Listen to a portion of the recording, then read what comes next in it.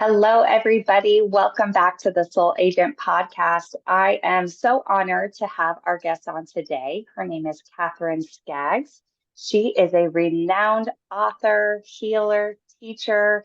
She has two amazing oracle card decks and is really just such a beautiful light on this earth. So, welcome, Katherine. Thank you, Kayla. It's great to be here. Yes, thank you.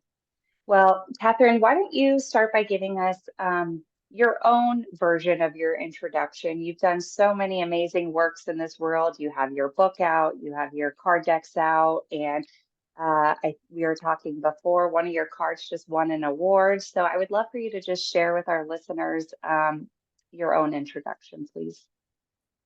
Well, I'm an artist and I have been my whole life. I grew up in Oklahoma and I live in Colorado now. And I began in a very conservative arena, and it didn't always make sense to me.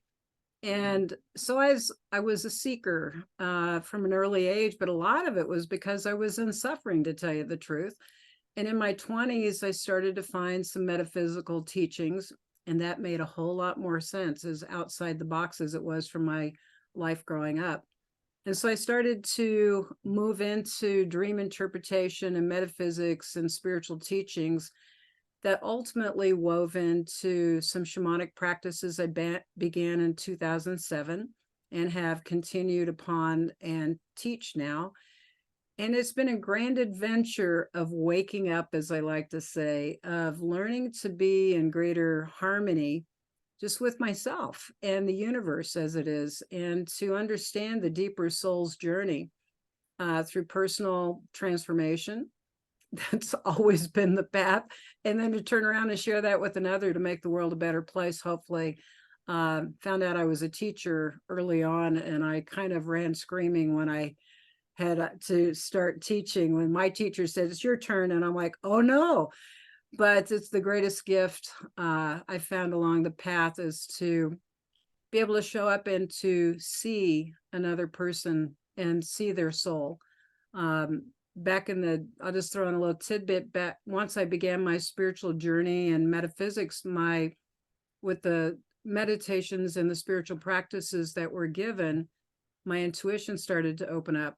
And I remember going to, and this is for all of you that may be new on the path, I remember reading books and watching videos and thinking, this is really cool stuff. And I went to a psychic fair and I was rather discerning because I was not sure about any of it.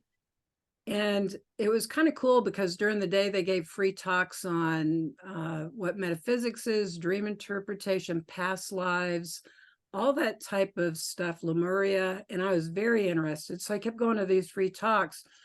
And yet they had readings going on. And there was this one gal who was doing crystal ball readings.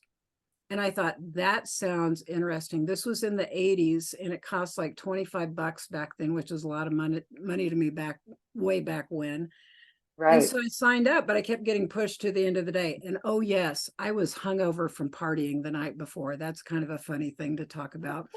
So, so I thought I'd stay 15 minutes. I stayed all day. It was so fascinating. And at the end of the day, I finally got my reading. And this gal looked at me, and then she looked at the crystal ball, and then she started telling me things about myself. And I thought, how in the world does she know this? And at the end of the reading, I said, how do you know this? She said, well, you can do this too. And I said, no, I can't. Are you kidding me? I don't know how to do this. She said, it's innate in your being. You just need to learn how to focus your mind, and you need to learn how to be still.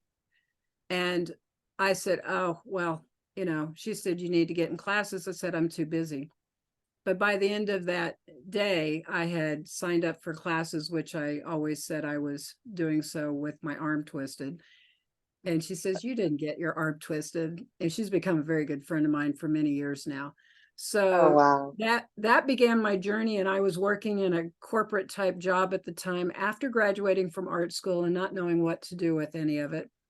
And in Mhm. 2 weeks of doing this, I quit my job, and I started to freelance my artwork and make a living at it. How crazy is that? 2 weeks. Wow, two 2 weeks. weeks. So I'm telling you that, you know, part of this introduction is to say to whomever is listening to this, anything is possible once you start understanding something about universal laws and truths and how to focus your mind. And Yeah. one of the other things that they said to me way back when was, if you learn how to focus your mind and direct it, nobody else can. So in this day and age, Wow. that's kind of a good tip to know, that you know, truth inside of you is what I'm always going to tell a client or someone I'm teaching, or just encouragement for someone, is within each one of us. There's gold, there's wisdom. Once we can get still and access it, that's where it starts. So anyway, it's been a grand adventure. I got into shamanism in 2007, and it was just an extension of what I began with. And again, it was all about healing myself and turning around and learning some things that I can pass on to others. Yeah, that's incredible. And you know what I really take with your story, and I feel like this resonates with so many people on this path, is it almost starts with struggle.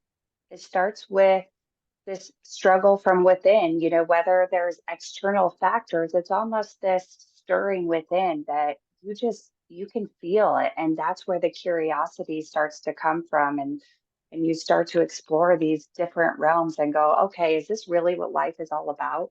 Suffering? No. No,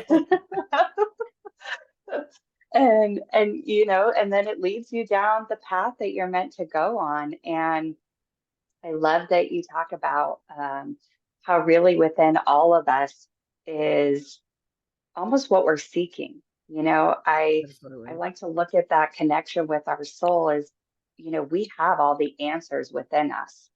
And like your teacher taught you, it's about getting still enough to listen and having the courage to follow that. Absolutely. You know, I remember I was working in Oklahoma City when I was in my 20s. It was actually before I went to art school. It was before I dove deep into my journey spiritually. But I remember, and this was a clue that I had no idea until I looked back upon it, but I had always done art and I'd gotten a different degree. My first degree was in health and education. Uh, it was like a default because I didn't know what to do. And I got all this stuff that you're a great artist, but what are you really going to do to make a living? So there's Right. always that negative connotation that you can't do this. It's not Hmm. practical. And so I remember dating a guy back in my 20s, and I'd said to him, I just love to go to art school for a year. I'm probably about 25 at the time or something like that, 24 and a half. And he said, why not? And when he said that, I'm like, yeah, why not? And 18 months later, I'm at Kansas City Art Institute. Not only for a year, I spent 3 years there and finished my painting degree, my art degree, but I also left where I began in my earthly life and opened up to new worlds because I had the courage to leave. And I remember there was a woman I worked in advertising at Safeway stores in Oklahoma City in their corporate office, and Yeah. a woman chased me out to the parking lot as I was leaving, and she said, "Oh my God, how did you do this?" And I looked at her, and she was stuck. She was stuck in corporate with the golden handcuffs because she was afraid. And I Hmm. was young enough, I wasn't stuck in the system yet, even though I could have easily stayed and been Hmm. afraid. And some courage inside of me, something in my blueprint that said, I can't do this. I got to do something else, is probably one of the most important things we can do, is be curious, because the quantum realm is going to answer our curiosity. It's a matter of, are we focused in what we desire in our curiosity, or are we focused in our fear? And the two things are going to determine, which one we choose is going to determine our outcome or our adventure. I like to say it's a grand adventure. It's such a great way to look at it. And even what you said right there, and I feel this really lately, almost daily, is are you showing up in your fear or are you showing up in your curiosity and your, joy and your zest for life? And that exploration, that adventure, right? Or are you still looking through the lens of fear? And there's Yeah. been times lately where it feels intense enough that and we talked about this a little bit before, but where multiple times a day I'm coming back to my practices that I know bring me back to my soul, bring me back in connection with my guides, and help me really stay true to what my heart desires and not staying stuck with the golden handcuffs, with the lens of fear. Yeah. It's one of the biggest, excuse me, biggest challenges, I think, and the biggest opportunities that we have uh, is to know that our challenges hold the seeds of our breakthroughs, and they have the Mm, seeds of our potentiation. You know, when we can face our fears and begin to peel them away, that there are practices and ways to start cleaning them, that we feel safe enough to make a different choice yes. Yeah, that's incredible. How did you say that? The challenge is the seed to our to opportunity opportunities. to our opportunities. You know, I have to give a plug for Sage Holloway. She's a dear friend of mine who I co-created the Mythical Goddess Tarot with back in the early 2000s, actually many adventures. It was about 15 years coming to finally making it happen. She had met me in the early 90s and saw some artwork, which is nothing like I'm doing now. And she said, I've been dreaming of doing a divine feminine tarot deck since I was 17. She began reading tarot when she was 14. And she said, I think you're the artist. But it took a process and a journey of my own journey to really knowing that I was ready to do this. Anyway, she taught me the tarot. I had sold the tarot in metaphysical stores that I owned, but I was not a tarot aficionado by any means, and she Mhm. was quite a wise woman. And the reason I'm bringing this up is that that whole thing about opportunity and challenge came from how she created a 15 card spread that we have in our book for the tarot book, and there's one of the parts of the spread that's 3 cards, and these 3 cards are all about your lessons, which are also your challenges, which are also your opportunities. And so it Ah, really reoriented me to the fact that when we have a problem or a challenge, the solution brings us our breakthrough and our opportunities. So it's like it's the lessons of life are actually our growth points. yes. And so I'm like, oh, when you shift that around to think that, let's say somebody wants to become a teacher or a speaker, but they're afraid of it. That's their greatest gift ready to be unfolded as soon as they will begin on the path of learning and stepping up and having some courage. That's where their breakthrough will come. Wow. Yeah, that's incredible. I would love to know, and not to put you on the spot, but for people who do feel that calling, right? They want to get out of the corporate job. They want to do that, right? But they feel that intense fear. And we talk about having the courage, but do you feel like there's something tangible that helps people feel safer in their body to be able to then kind of take that next step towards that dream or that heart's desire? Yeah, I think there's a lot of different things people can do, and to I like to say, coming from Oklahoma, I'm probably very practical as much as I can be very, visionary and out there. I think as soon as someone begins to acknowledge what they truly want, then they can begin to recognize by meditation, by grounding, by regularly acknowledging the way they feel in their body. I'm recognizing a lot of trauma and fear is trapped in the body. It's not just mental. This is not just an intellectual pursuit. It's an emotional one, it's a spiritual one, and it's a physical one. So we need to acknowledge that I want this. That's the first step. And, so journaling may be an important thing. Doing meditations, finding a group that someone can, like I led a group healing circle last night, but part of it was not just cleaning off fear, it was acknowledging desire. And so there's many processes, but the first one I think is to say, I want something different. And to say, and I'm afraid. Because once Mhm. that fear can be acknowledged, it's like, where does it reside in my body? It's not Yes. just a thought, it's in my nervous system. So all of this needs to be addressed in one way, shape, or form that says, now I need help. I don't just need to read a book. I may need a practitioner, a Reiki person, a shamanic practitioner, a therapist, someone to help recognize the seeds of those fears. So, and to have some practical practices that are spiritual practices, it says, like, I'm going to alchemize those and put them on my altar. It's like, well, some people may say, well, what does that mean? Well, when you start learning where your focus is in your unconscious focus or subconscious, you can start clearing that out through various practices, prayer, that allow you to refocus your attention and also get some support cleaning your energy and recognizing where these fears really are rooted. They might come from your parents. We were talking about ancestral healing earlier. They may come from your culture. Our culture is full of fear and trauma right now. We're all feeling it. And there's a lot of Mhm. messages that you can't. So once you recognize what you desire and what you recognize are your limitations or your fears, you could begin practices of learning to focus on what you desire is actually one of the ways to start breaking through. Whatever you one of a universal truth and law is whatever you focus on expands.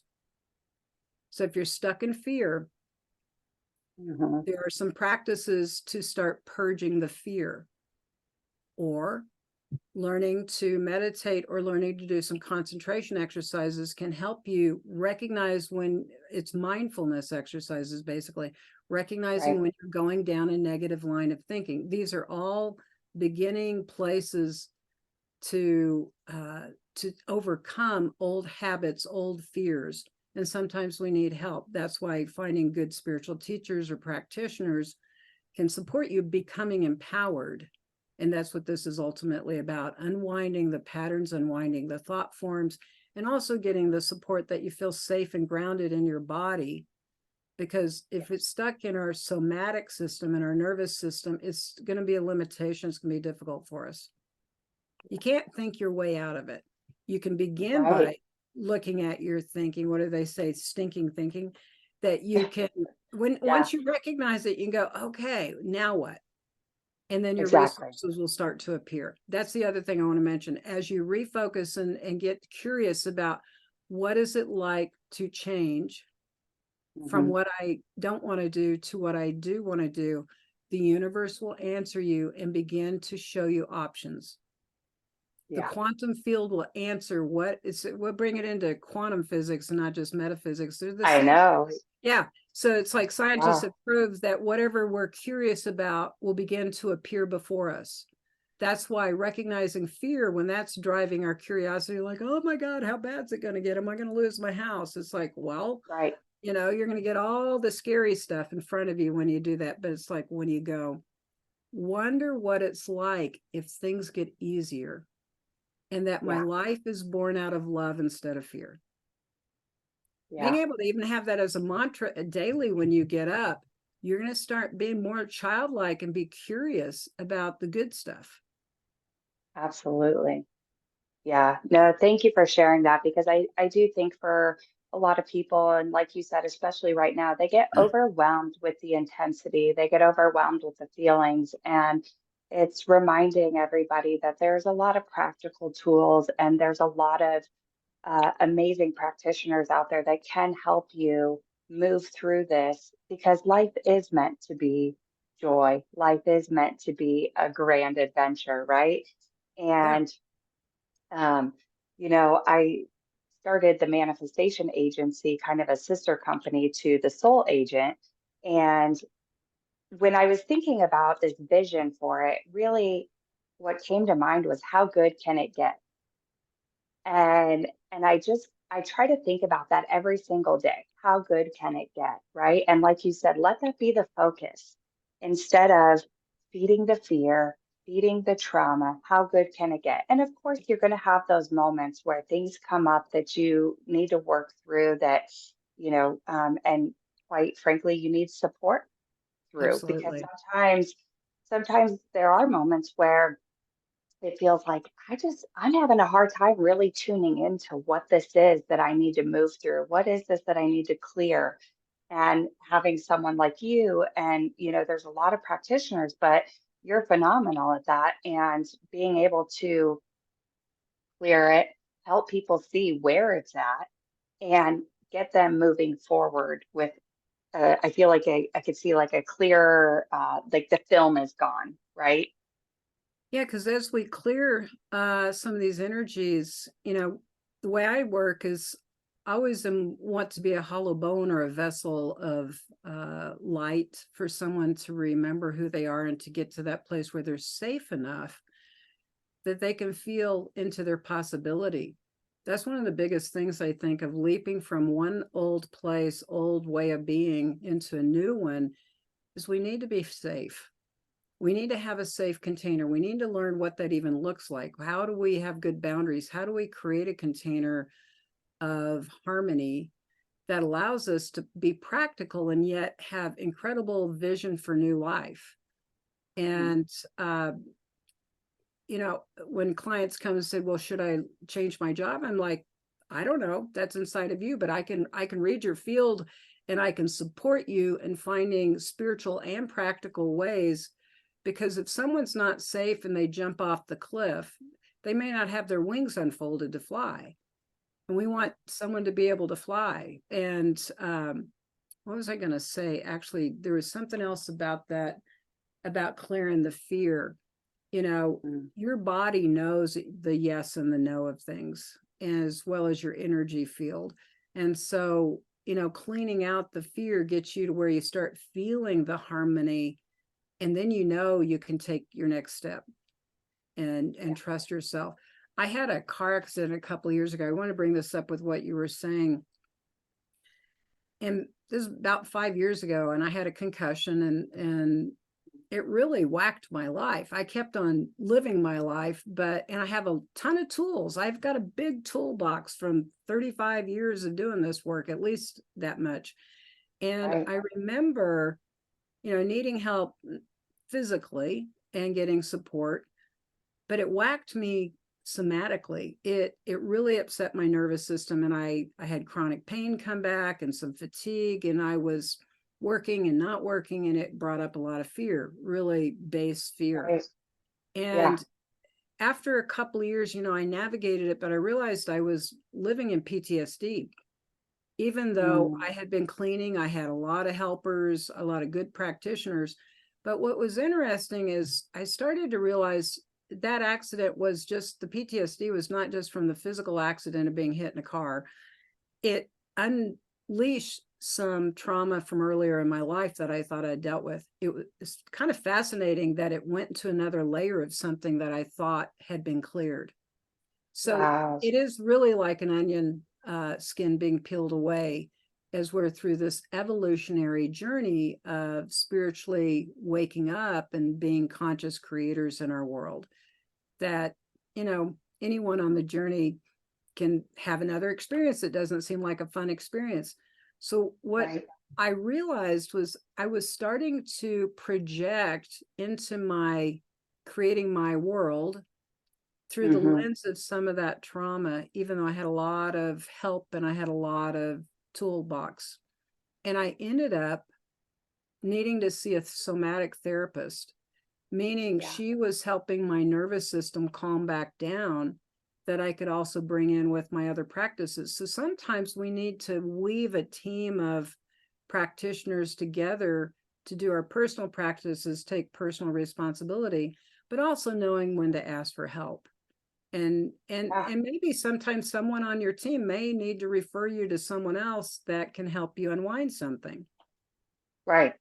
Absolutely. I think that that's so important to acknowledge. And I think for some people, they may not even realize that when you actually take the step to, say, see a practitioner, see someone who can help you move through these things, sometimes we don't realize how much that's really doing for our field. You know, you might feel called to go see Catherine and have a session, and you don't really know why. Maybe it's just this curiosity, but then it opens up this whole field, and all of a sudden, these opportunities are showing up for you. These synchronicities are showing up for you. And so we just sometimes we don't realize what that one session might actually be opening up for our field.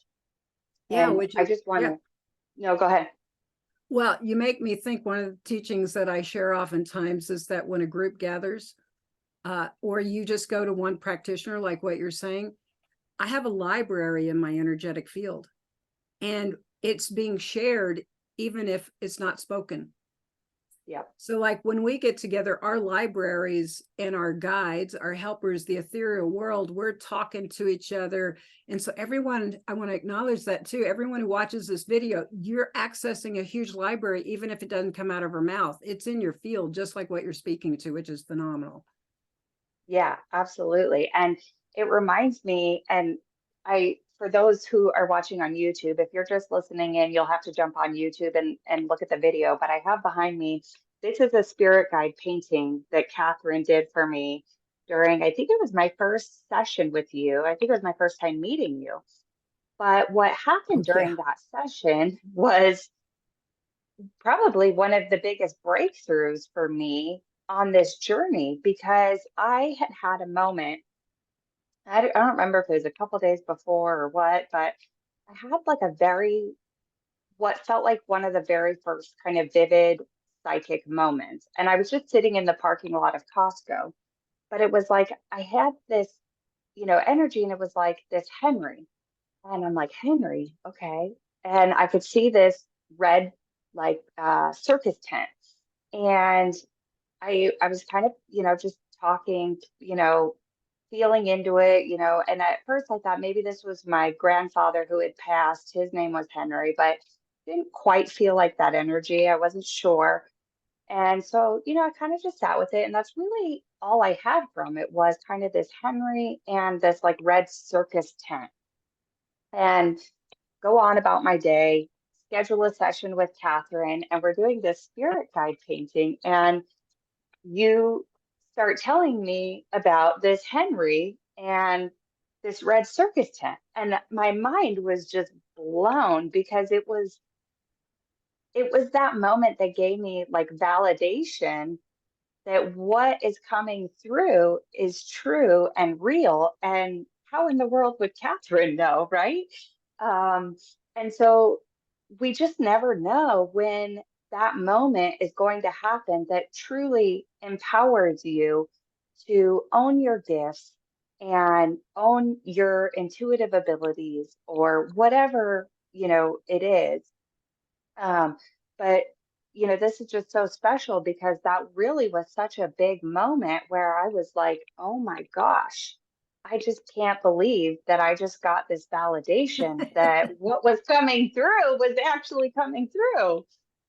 So, Yeah, those are the thank greatest you. moments. Oh, thank you for telling that story. I'd forgotten about the Henry piece. And I'm like, when you mentioned Henry, I'm like, oh yeah, there was some, but the circus tent, I didn't remember at all. So it's so fun. I have to, Yeah. and this is where courage comes in sometimes. I'm be curious because I know you read too, and Yeah. you get these downloads. But when I began, it scared the crap out of me. I mean, I started having synchronicities that started to happen, and over the years, I started trusting more and more. But one day, and this may relate to any of you that have that nudge of something inside that you feel like, oh, I think maybe I should read or I can connect. And I remember I wanted to teach people. I did not want to sit in the hot seat. I had like 9 psychics working for me in one of my metaphysical stores. I'm like, I'm not going to do the readings, but I will teach all day long and do this other stuff. And Mhm. so I'm running my metaphysical store, Dreamweaver, here in Fort Collins back in the 90s. And I remember seeing Alex Gray's work and Susan Seaton Boulet's work. Yeah. And we had a local artist, intuitive artist here who does aura paintings. And I thought, I think I'm Mhm. supposed to do something like that, but it's not exactly like that. So, Spirit, how does my art and my spirituality come together? Well, I didn't hear anything right away. So I think it was like a year later, I'm working in the store and I get this download. It was like a Yeah. packet of information. It's like soul portraits. I knew exactly everything about it. It was like to bring in spirit guides or soul paintings was to help someone remember who they are. It was to reflect their spirit back to them. It had components of helping them connect to all these different aspects of their soul, which could be many lifetimes, multidimensionally. It wasn't an aura painting, it was other dimensional. And with spirit guide paintings, it was definitely connecting people to their team or to particular things. I remember thinking, excuse my language, oh shit, oh no, oh no, not me. I don't want to be in the hot seat. And I was like, Yes. oh, and Uh-huh. so this actually led me, was part of, I was working my butt off at my job, at my love of my business that I'd created became a trap. Sometimes the Yeah. containers we create, if we don't expand and grow, and we keep doing Hmm. the same old thing, it becomes a trap. I got very sick over the next year and a half, and I closed my store and I went into a massive dark night of the soul. And I'd been dinking around with soul portraits, but I really was like not confident about doing anything. And Yeah. so I go through this, I literally lose everything in my life. I lost so much. It was crazy. I ended up going back and working in corporate America for a couple of years. And then Yeah. when I had the chance to get back out, I created another store, which I was extremely afraid to do because I got back on my feet financially and I had a business partner. Right. And during that journey, what happened was we opened the store, and 3 months later, and I had not painted for 5 years. I went through an Wow. incredible, crazy experience that was very challenging. I guess I'm slow on some days. But what happened was I got out of corporate. I moved back to Fort Collins, I opened a second store, and it was a gift as much as a challenge. When we opened that store, I had the synchronicities because I said yes that got me closer to doing my life path and Yeah. not just being the strange angel person in corporate America for people, Right. which was okay. I mean, it was just, I kept thinking, why am I here? What am I doing? Why am I here? What am I doing? How do I get out of here? And, Right. but what got me back was, I have to say thank you to my business partner who actually 3 months in said, I don't want to do this. And I thought, oh no, not this again. Oh no. Right. But when we did our opening, this beautiful spiritual artist, Shiloh Sophia, came because she was a good friend with my business partner, and she saw some of my artwork. Here's synchronicity. She saw Hmm. some artwork. She said, are you painting? And I said, no, I haven't been able to make myself do it, even though I have a studio wherever I go. She said, I came for you. And Oh, that gives me chills. this is the stuff that happens. We take a direction that we think is better than where we've been, and we have our heart set even when we don't have any idea what our future brings, but we're doing our best to take our next step. Someone will show up and see you, and they will help you. Because she did that. She got me painting again that day. She did a 5-minute meditation. We went to my studio that I had set up, and she got a huge canvas, and it started flooding out. She said, you're confident. I said, what's that? And I said, I've been a painter my whole life, just not the last 5 years.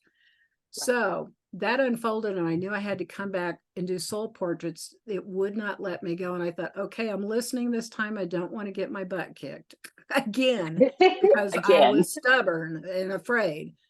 And so I Yes. got an opportunity, and the magic started unfolding. And when I went to my first psychic fair to do portraits, I prayed and said, if I'm supposed to do this, show me.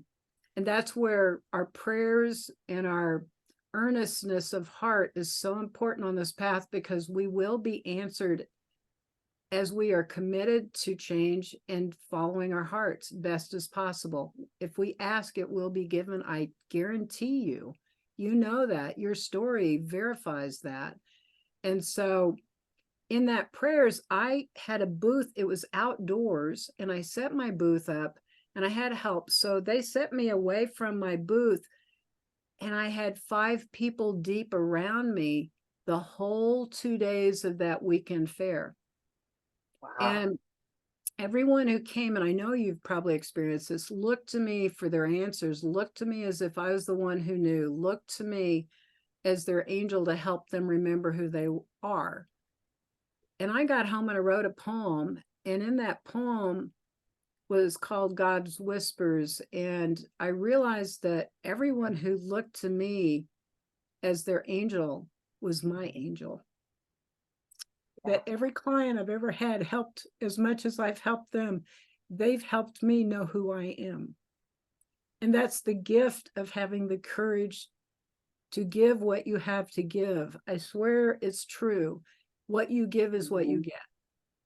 Yeah. And when you have the courage to listen and to offer when someone asks for Hmm. your guidance, because you put yourself in that role as one who can tap in, it's given back immediately. And it's so much bigger than money could ever buy. And yet the value can be exchanged in reciprocity. Right.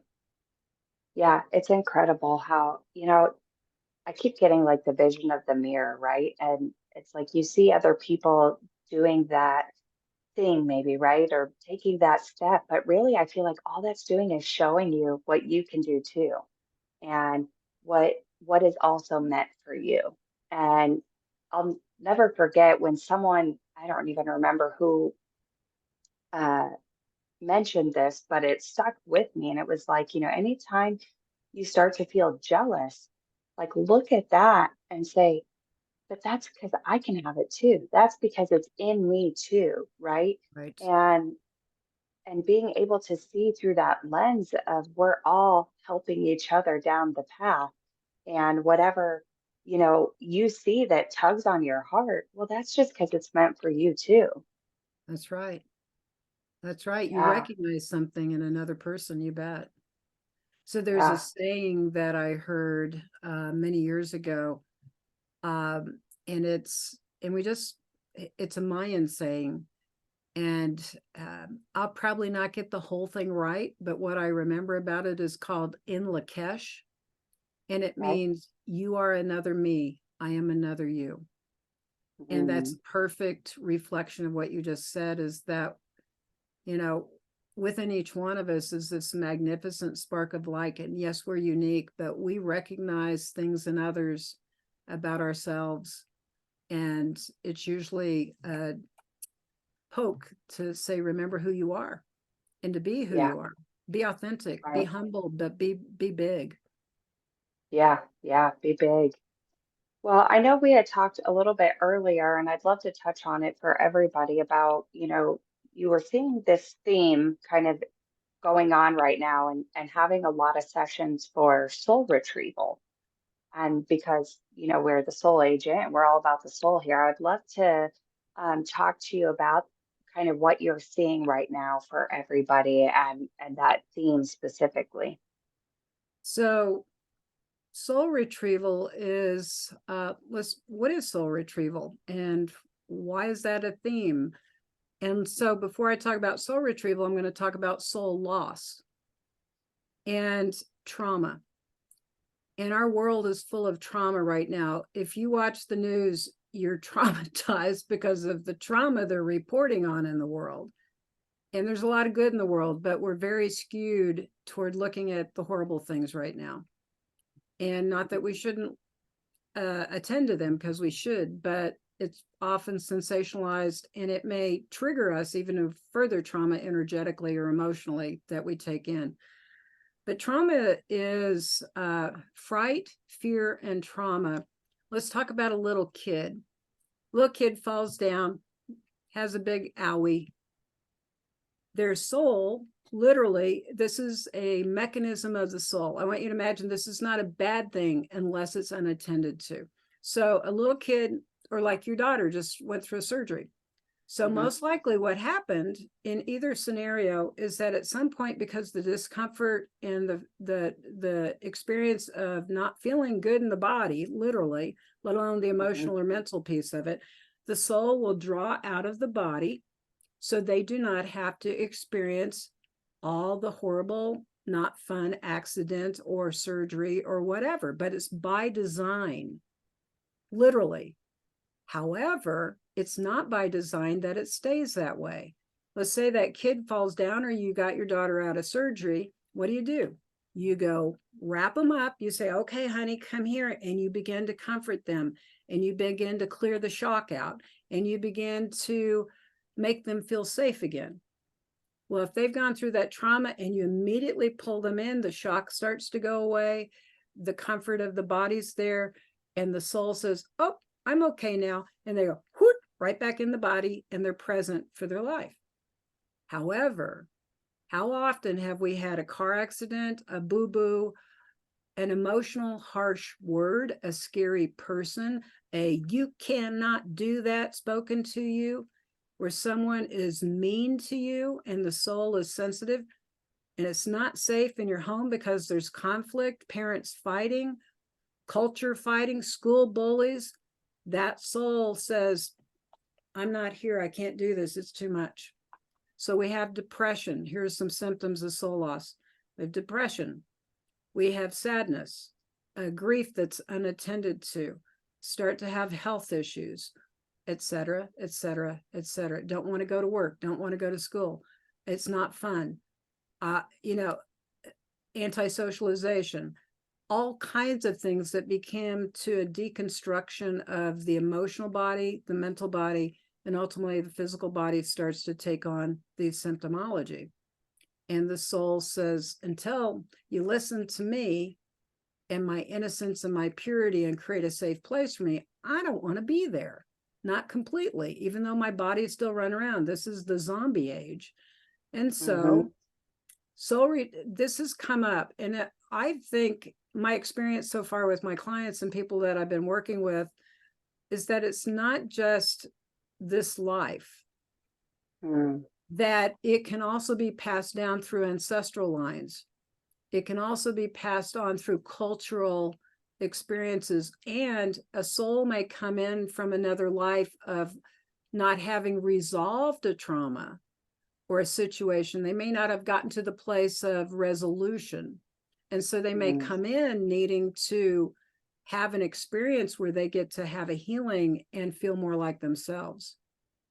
Because when we begin to dissociate, that's a symptom of needing to heal some sort of experience that created a fright, a fear, or a trauma.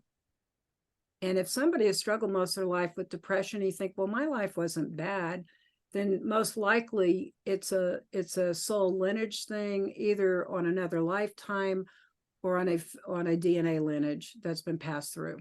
I came in, and I'm going to come to soul retrieval in a second, but I just want to give that background so somebody can recognize maybe I've been out of sorts for a while. I don't think I have any reason, but there may be some deeper spiritual seed that is asking for healing. And this is where you can come into a compassionate, safe place. If you don't feel safe, don't go. Always, that is number one, is that the practitioner creates a safe container. I'm adamant about this, that you're the boss, they're in service to you, and they're not there to tell you how to be, they're there to love you, period, end of story. And then they have their tools that can help. I get really on that one because people don't know how to choose sometimes. And it's like, trust how you feel in your body, and you'll know, and your body's telling you if it doesn't feel right, you know, ultimately something inside. So when I was a kid, I grew up feeling, I had depression by the time I was 13. I've looked back and I know I had a chaotic family growing up. It never made sense to me. I was the ultra sensitive one, and it wasn't okay to be that way. So I grew up with some of that stuff. And I'm not saying I had a bad people in my family. It was just, it didn't fit for me very well. And so later, as I started to do my healing work and I got into shamanism and doing some shamanic journey work, I had an interesting experience that helped explain a lot and helped me clear some things. It was, my dad was a prisoner of World War II. And he was a prisoner of the Japanese in World War II. He was captured at the beginning of the war at age 17. And he saw and experienced a great deal of horror. And he came home after 4 years, almost died of beriberi. He was 89 pounds when he came home. And he was only 5'10". He went over as a young man at 135 pounds, but he went through a lot. And I know he Yeah. had PTSD that people didn't talk about back then. He lived to 89. And I remember them talking about his nerve pills. So, there was some way that he Right. was dealing with Right. managing trauma, even though he became a successful person and things like that. But Hmm. when I had this journey experience, I saw my father at age 17 and I grokked his experience as if I were him. And I Mm. understood him being a warrior. I'm a warrior. I know I've had other past life issues as a warrior where I've probably gone through all that stuff. There was something by design that I came in so I could heal this. And I Hmm. used to ask when I go into these ceremonial experiences, what did I do wrong? Makes me want to cry because I seriously Yes. thought I'd done Thank something wrong for some of the suffering I'd you. had in this life. And my guides Exactly. told me, and this is something I hope for those of you who need to hear this, it's important. What if you did nothing wrong? My guide said, you didn't do anything wrong. You were up for the one to help heal the DNA. You said Wow. yes because you could. So this is important for some of us who've had extreme suffering, is that we may be the ones who came in on the bodhisattva path. We said we wanted to wake up to bring love and compassion where there wasn't any. That we were capable, that we are capable of stepping up into greater light and love and compassion for those who don't have it or may not be capable. And that Yeah. it's an honor, not that we're being, beaten up. So anyway, for soul retrieval, the process is to help a soul go into a relaxed place where I'm an advocate as a soul, as a shamanic practitioner, to work with their intentions, and they journey too at times when they're on the table. But I'm calling on my helpers and my allies to call home any lost parts, but to also create a space energetically where we're cleaning out trauma, we're cleaning out the fear, we're asking for these to be alchemized, and that person can be safe enough to return to their preciousness, their innocence, and that they are safe to be here in present time. Wow. Yeah. And as any one individual begins this process for themselves, start with prayer. Just ask for it, whatever's needed. Your guides are there to help you, and if there's a practitioner that you need, you'll find them. Go to my Mhm. website. I can do stuff distance or in person, but there are others too who are very capable of this. Um, but I hope I don't lose the seat. I was going to say one more thing about that. Oh, yes. As you're doing your own personal healing, whether it be specific traumas in this life, accidents, or even your own other lifetime stuff, ancestral stuff often comes up because you chose this body and this DNA for whatever reason to help you spiritually have a grand experience of growth, most likely.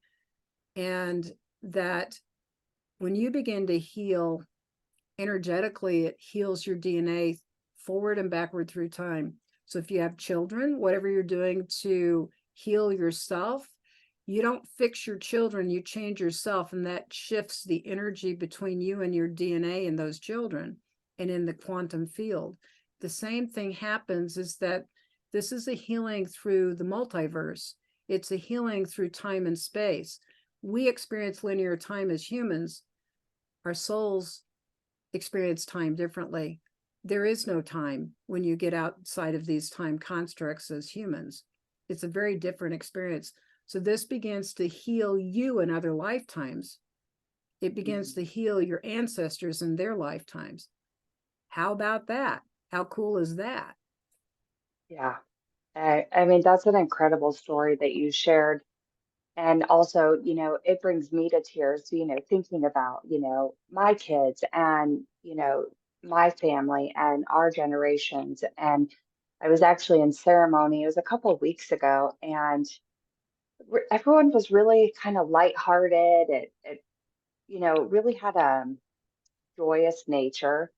And then um, we got to the door before stepping into the ceremony space.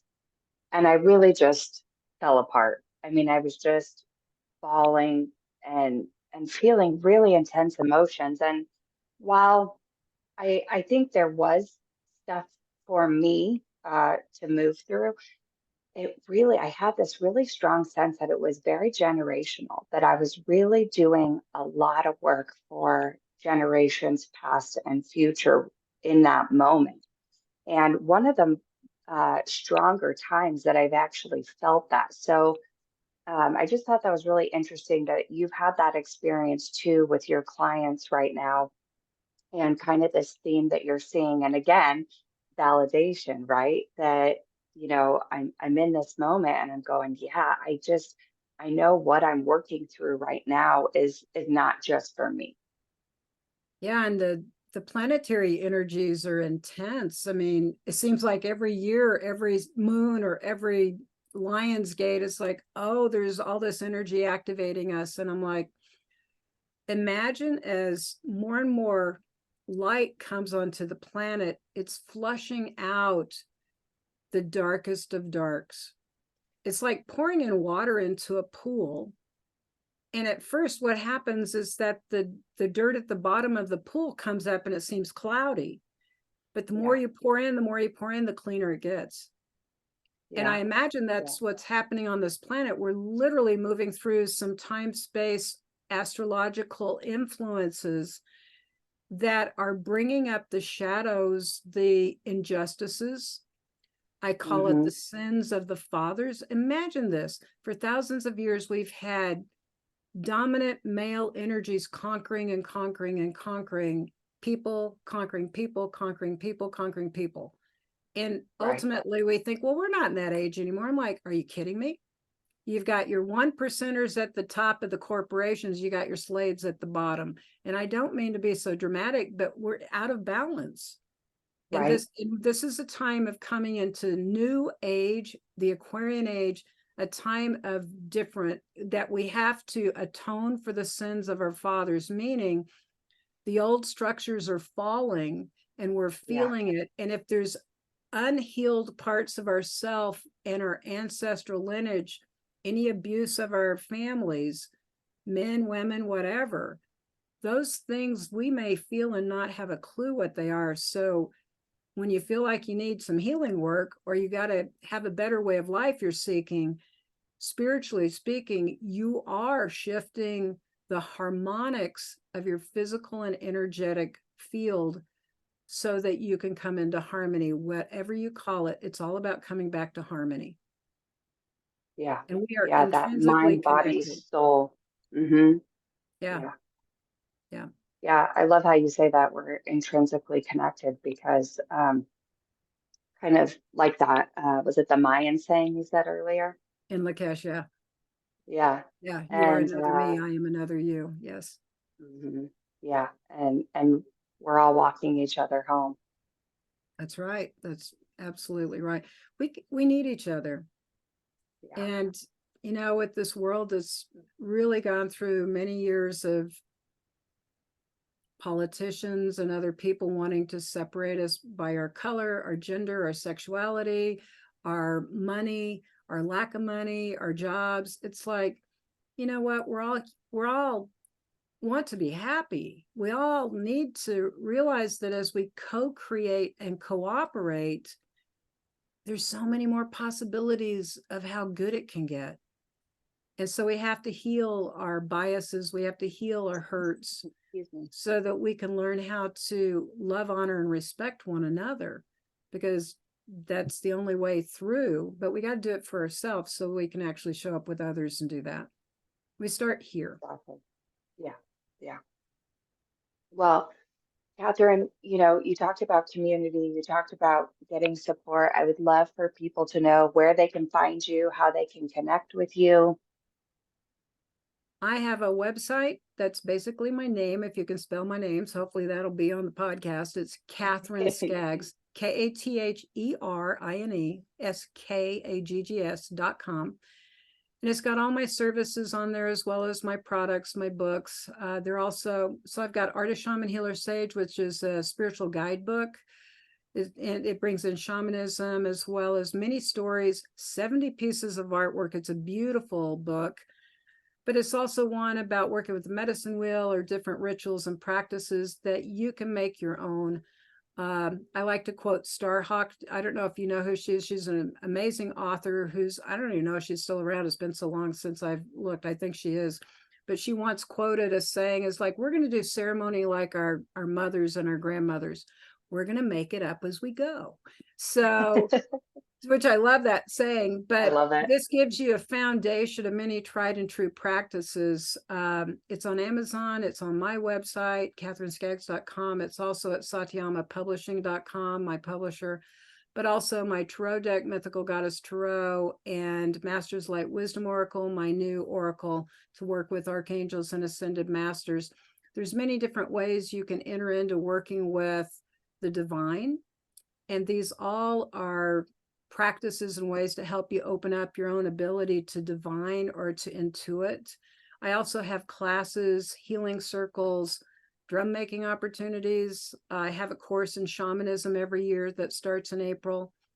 But I'm also available, for personal one-on-one sessions if anybody's called, and would be happy to connect and support you if you're called to do so. And oh yes, and I'm doing my best to have a women's wisdom circle monthly. I've got some travels the next 2 months that make it hard, but we just did a really cool, and I was hoping you'd come, but you didn't get to make it. We I did a know, I didn't see 4-hour that one on a one. Sunday, and it was a ceremony for honoring the heart and deepening into wisdom. So we actually did a plant bath ceremony based on some of my shamanic teachings and blessing the women and teaching about working with the flowers and how to bring that Oh, in to beautiful. anoint oneself and to work with the natural world and its beauty to restore that in ourselves. Yes, you guys, I've had the privilege of being able to do some one-on-one with Katherine, but also join her women's circles. And, like we talked about, community is so important during this time. And even if you're just, feeling like you don't know where to start, this is such a great way to start to meet other people. And I mean, I've been to so many beautiful circles, but there were women who had never, really done anything like this before. There were women who've done it, 40 times. Right. And just being able to sit there and circle together and really honor each other's paths and hearts and just it's such a supportive community. So um, highly recommend any of Katherine's teachings. I have her book and both of her decks, and I work with her decks very frequently. And I was telling her even Archangel Raphael, who has been someone that I've worked with for physical healing when my daughter was having surgery.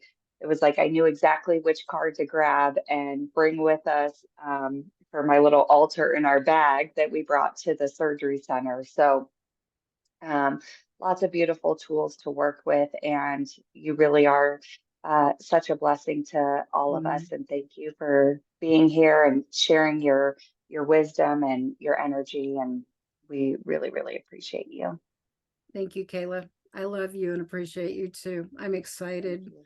for what you're doing, and thank you for bringing me on to share and to be with everybody. Absolutely. Well, we'll definitely have to have a follow-up sometime. And we will see you in circle hopefully soon. Enjoy your travels, safe travels. Thank you. I appreciate it. Thank you. Oh, and if anybody, what do you have?